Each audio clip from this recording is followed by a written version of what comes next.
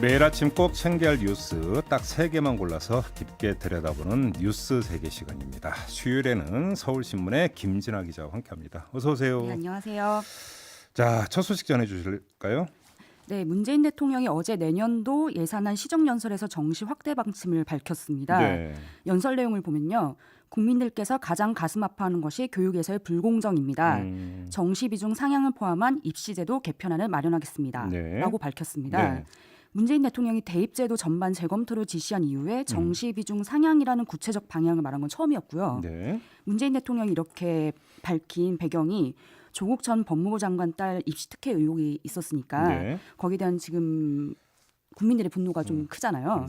그래서 급하게 좀 대책을 마련한 것 같다는 생각이 들었습니다. 그래서 이제 초기에 어떤 교육 네. 공정성 확보 방안을 마련하라고 한번 네. 지시를 내린 바가 있었고 네. 이제 구체적인 내용은 이제 어제 이야기를 한 건데요. 그렇죠. 근데 네. 지금 교육 당국과 엇박자가 난다 이런 지적도 나오던데요.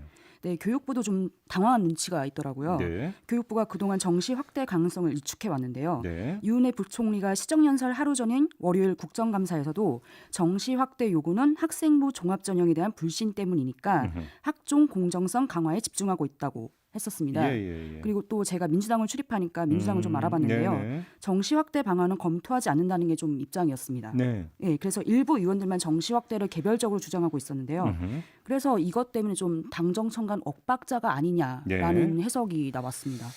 지금 그 방도 나오고 있죠. 교육계나 학부모 쪽에 어떻게 나오고 있어요? 네, 교육계도 좀 혼란인 것 같은데요. 네. 입시 제도가 보통 대학 입학 4년 전에 알려야 된다는 그런 방침이 있는데 그렇죠. 교육부가 그래서 작년인가? 예, 지난해 2022학년도 대입 정시 30% 이상 확대 방침을 이미 밝혔었습니다. 네네네. 그래서 문재인 대통령이 지금 말한 대로 정시 확대를 주장한다고 하면은 2023학년도 대입부터 그러니까 지금 중학교 3학년부터 적용이 되는 건데요. 네. 그러면 30% 이상의 정시 확대 비중이 나와야 된다는 건데 거기에 대해서 좀 혼란이 있고요. 네. 또 아시다시피 정시 확대는 좀 대치동 학원가에서 좀 좋아합니다. 이제 수능 성적. 예, 그렇죠. 학원가에서 좀 좋아하는데 그래서 네. 어제 메가스터디 주식이 무려 6% 이상이 올랐습니다. 아, 그래요? 예, 이런 일이 있었어요? 이런 일이 네. 있었습니다. 네. 그래서 좀 혼란스럽고요. 또 지방에서는 정시보다는 수시를 더 좋아하기 때문에 네. 뭐 의견이 많이 엇갈립니다. 아무튼 교육은 네. 참 그 단순하게 접근할 수 있는 성질의 뭔가 분야가 정말 아니라고 하는 게 여기서 예. 다시 한번 좀 확인이 되는 것 같아요. 네. 그렇죠? 이게 이제 칼로 무우 자르듯 딱 잘라서 이게 맞다 틀리다라고 이야기하기가 참 힘든 게 바로 교육 문제인 것 같습니다. 대통령이 또 직접 챙긴다고 하시니까 또 봐야 될 것 같습니다. 그렇습니다. 자, 다음 소식으로 가보죠. 네, 어제 MBC 뉴스데스크 단독 보도였는데요. 네. 김재호 동아일보 사장 딸이 하나고에 부정 편입했다는 어. 의혹이 나왔습니다. 네. 그러니까 보도에 따르면 그 사장 딸이 2014년 8월 1학년 편입 시험을 치를 때 한 네. 면접관으로부터 12점의 면접 점수를 받았다고 하는데요. 네. 최종 점수에서는 3점이 오른 15점으로 표기됐다고 합니다. 예, 그래서 여기 자사고인 하나고에서 면접 점수가 최하 3점에서 예. 최대 15점이었는데 예. 이 범위를 최하 11점으로 조정하면서 전반적으로 올랐고요. 예. 그래서 김 사장 딸이 12점에서 15점이 됐다는 겁니다. 네. 그리고 경쟁하던 학생 2명을 제치고 최종 합격 1명이 됐다고 합니다. 근데 왜 중간에 면접 점수 범위를 왜 조정을 해요? 그게 좀 석연치 않다는 게 어제 뉴스데스크 보도였습니다. 예. 하나고에선 전반적으로 올랐다고 하는데 오히려 점수가 떨어진 학생도 있었다고 하고요. 어떤 한 학생은 당초 면접관한테 14점을 받았는데 오히려 최종 입력 점수가 13점으로 1점 떨어졌다고 합니다. 그래요? 네, 아니 이게 폭이 3점에서 15점이었다가 11점에서 15점으로 줄어들면 네. 상식적으로는 올라야 되는 게 맞는 거 아닌가요? 올라야 되는 게 맞는데 떨어진 거고 전반적으로 올랐다는 해명도 맞지 않는 거고요. 네. 그래서 서울시 교육청이 2015년 11월에 하나고를 특별 감사했고 교장 등을 검찰에 고발을 했는데 네. 검찰이 1년여 만에 수사 종결을 했는데 그게 전원 불기소 처분을 내렸습니다. 그게 이유가 점수가 조작됐더라도 합격자가 바뀔 상황이 아니었다라는 네. 게 해명이었고요. 예. 그래서 자세히 보면 김 사장 딸의 종합 점수가 96.3점이었는데 네. 차점자가 93.95점으로 2점 이상 점수가 차이가 나서 그러니까 면접 예. 점수 조정해서 2점이 올랐다 하더라도 그렇다고 하더라도 당락을 뒤바꾸지는 않았다. 그렇다는 얘기죠. 예. 예. 그리고 또 여기에 대해서 인터뷰라는 하나고 선생님이 예. 이 인터뷰를 했었는데요. 그러니까 검찰이 압수수색도 하지 않았고 뭔가 부실 수사를 한 게 아니냐는 주장이 또 나왔습니다. 네. 그러니까 면접 점수 변경 과정이 석연치 않은데 네. 거기다 다른 평가 영역에서 이런 비슷한 사례가 있지 않았겠냐라는 네. 게 선생님의 주장이었고요. 네. 그래서 전교조가 내일 김재호 사장하고 당시 김승유 전 하나재단 이사장을 입시 부정 혐의로 서울중앙지검에 고발하겠다고 합니다.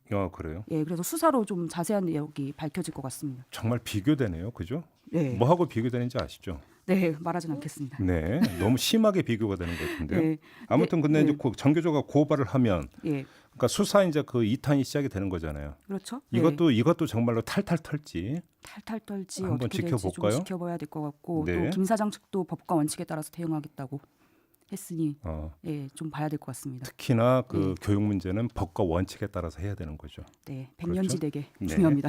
자, 마지막 소식으로 가보죠. 네, 어제 좀 정치권을 시끄럽게 했던 소식인데요. 네. 자유한국당 나경원 원내대표가 의원총회에서 패스트트랙 투쟁 당시에 고생했던 의원들에게 가산점이 필요한 게 아니냐라고 황교안 대표에게 건의를 했다고 합니다. 네. 그리고 황교안 대표는 이거는 공천은 공관위원장의 소관이니까라고 선을 그었지만 네. 부정도 긍정도 하지 않아서 어떻게 보면 긍정적으로 좀 처리할 것 같다는 뉘앙스를 밝혔다고 합니다. 아무튼 그 패스트트랙 그 네. 충돌 과정 때문에 고소 고발된 의원들에게 가산점을 주겠다. 네. 이런 거잖아요. 그렇죠. 왜 네. 이런 건의를 한 거예요, 근데? 이게 알아보면 자유한국당 내에서 패스트트랙 수사에 대한 불만하고 불안이 굉장히 지금 크다고 합니다. 총선이 다가올수록. 그렇죠. 네. 그래서 수사 대상인 자유한국당 의원이 모두 60명인데 한 명도 지금 조사를 받지 않은 상태고요. 네. 그래서 결과에 따라서 출마 자체를 못할 수도 있고 아니면 선거에도 악영향을 줄 수 있기 때문에 굉장히 떨고 있다고 합니다. 그리고 또 당시에 당 지도부 방침에 따라서 이한몸 던져서 투쟁까지 했는데 지도부가 우리 지켜주지 않느냐 불만도 좀 있었고 네. 그래서 나경원 원내대표가 의원들을 안심시키기 위해서 그런 제안을 한 것으로 좀 파악되고요. 의원들 내부 반응도 패트 수사로 너무 겁먹지 말라는 취지로 이야기한 것 같다라는 네. 반응이 좀 큽니다. 다른 당 반응은 어떻게 나왔어요? 다른 당 반응은 이제 정의당은 논평을 공식적으로 냈는데요. 네. 불법 폭력 범법자들에게 처벌이 아닌 공천 가산점을 준다는 게 정당이냐 조폭이냐 이런 반응을 냈고요. 네. 또 민주당 관계자들한테 개별적으로 물어보니까 법을 위반한 사람들에게 가산점을 주는 게 말이 되냐 황당하다 이런 반응이 나왔고요. 예. 그러니까 예를 들어서 패스트트랙 수사 대상 의원들에게 가산점을 준다고 했을 때 만약 검찰 수사가 끝나고 재판은 넘어가게 돼서 유죄 판결이 나오면 분명히 한국당이 잘못한 게 되는 거잖아요. 네. 그런데 거기에다가 공천에 가산점을 주고 의원까지 만들면 그게 바로 정당하냐? 오히려 이제 게 나중에 더 큰 논란을 불러일으킬 수도 있다. 그렇다는 얘기입니다. 예. 근데 좀 한국당은 시각이 다른 게 패트가 불법이라고 보고 있기 때문에 범법자가 아니라 이건 정의를 위한 투쟁이다. 잘못된 패트의 정치적 의사를 이렇게 평화적으로 표현했는데 이게 뭐가 잘못이냐? 가산점을 줘야 된다. 패트 충돌 자체가 불법이 아니다. 네, 여기서부터 이제 시작이 된다 이런 말씀이신 네. 거죠? 그렇습니다. 알겠습니다. 자, 뉴스 세계 이렇게 마무리하죠. 서울신문의 김진아 기자와 함께했습니다. 고맙습니다. 네, 고맙습니다.